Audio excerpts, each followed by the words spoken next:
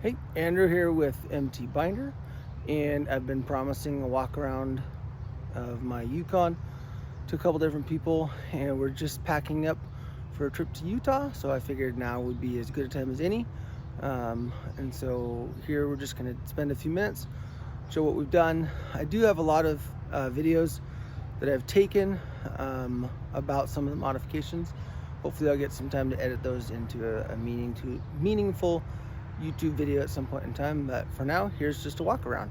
Started in the front, I've got the Nilight 480 watt lights here, and then this is a pretty cheap grill guard that had a lot of rattles to it, so I did take a welder and tack weld some of the points so that all the rattles are out of it.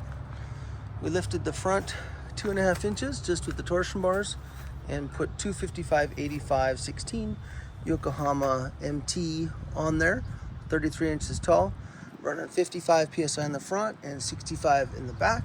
I did pull off the mud flaps, but on the front there was no trimming at all, and that clears just fine. There's no lift in the back yet. I will probably do 1-inch block. Right now it sits pretty close to flat, maybe about 1 inch high in the back. It does have a little dent back here. And that's basically the outside. For the roof rack, I did build this roof box, which is attached with U-bolts.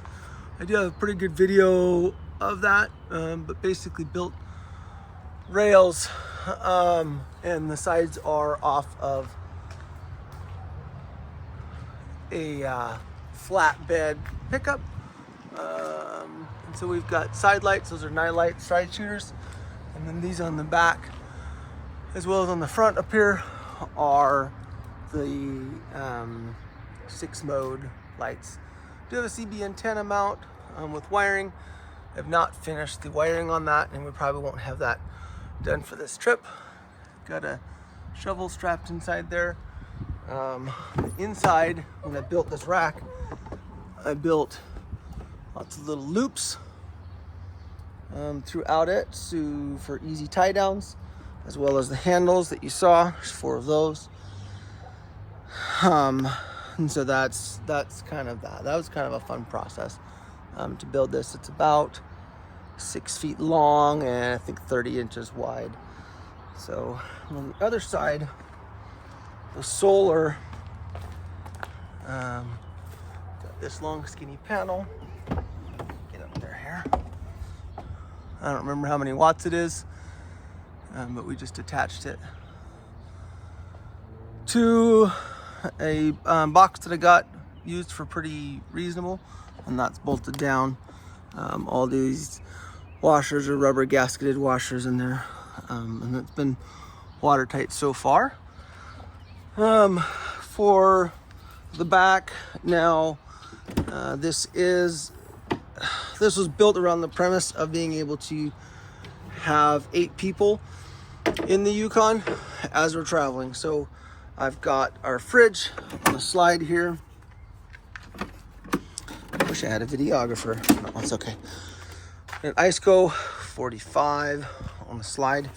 It works pretty well. Empty right now, but we'll be loading it in the next couple days. And then the wiring comes down from the solar, and for the lights enters here, comes down and up and inside, and I'll show you that inside here in a second. We do have 2 batteries and a shore power charger, and then of course a solar charger as well. So let me show you from the inside. When I did build this to put a telescoping ladder here, I was originally thinking of building a ladder on the outside, but decided that the telescoping ladder was probably a better idea. So on the inside, for the solar, as I fall on my head, we have a charge controller, and it's a 12.3, 12.4, which is pretty typical after an overnight. I've got these dollar store windshield shades taped to help with the heat. I do have a 1,000-watt inverter that's wired in also. This has to be turned on manually, so to turn it on, you got to pull the fridge out, reach back here and turn it on, but it's not going to be a high use item. And then a couple of batteries in here, and those are just tied down with ratchet straps to the floor that I built. And those are, you know, decent AGM batteries. So on the over here, you can see I've got a couple plugs back there. Those are tied to these batteries, and then there's a factory outlet there as well. So I just kind of ran a USB charger for the kids in the back seat. But that's what that is. So on the Yukon, all three of the 12 volt plugs are constant power on, so they never turn off. So we wired this one to be switched with the key, and then this is our light control panel here, and that is also switched with the key. So once I turn the key on, then we've got that, and that's again just, you know, the cheap version there. Does have USB charging here, which is nice. And this spot here is the tape deck, typically on a Yukon. So this will turn on. Let's see, the blue light came on when the stereo comes on. So second turn. Whereas this is wired to single turn. Anyhow, these lights again, I'll show you really quick. They have the white and amber flash front and rear. And then of course they do the solid colors as well, the white and amber. So kind of a bit of a caution light thing going on there, I guess. And once again, oh, this is my switch because it's just a power.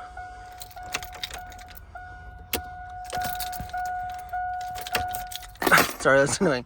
So these are the switches to switch the mode on those two, and it does the various things. Standard brake controller. Interior, nothing else has really been done. It's just, you know, stock bench, so 6 in the back, 2 in the front, and that's what we've got so far. I've had a little bit of trouble with the air conditioning on or off, but I think we've got that resolved, thanks to the mechanic shop for not giving up on us. And got new Bilstein shocks on it, and fixed the door pins and some other stuff, but I think we're ready to go. So subscribe if you're interested in more of this stuff. We should have some videos from our Utah trip coming up. We're going to spend a couple weeks down there and tour all the parks. So hopefully we'll see you on another one. Thanks for watching. God bless.